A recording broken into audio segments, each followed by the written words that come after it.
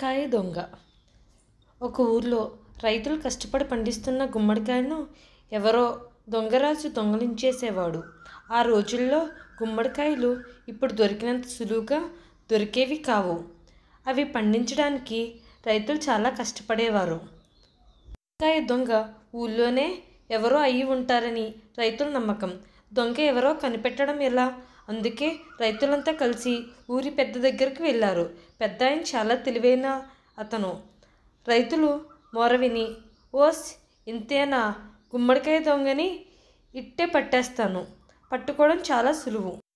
ఏ భుజం మీద అయితే గుమ్మడికాయ మోసుకుని వెళ్ళడం అలవాటో ఆ భుజం మీద గుమ్మడికాయ అంత సొట్ట ఉంటుంది అన్నాడు. ఆ మాట విన్న వెంటనే రైతుల్లో ఒకడు తన కుడి భుజం తడుముకుని సొట్ట ఉందో లేదో అని చూసుకున్నాడు.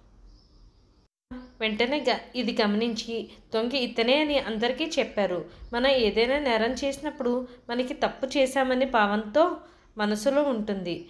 అందుకనే ఎవరేమన్నా మనల్ని అంటున్నారేమో అనే అపోహలో ఉంటాము అని వివరించారు.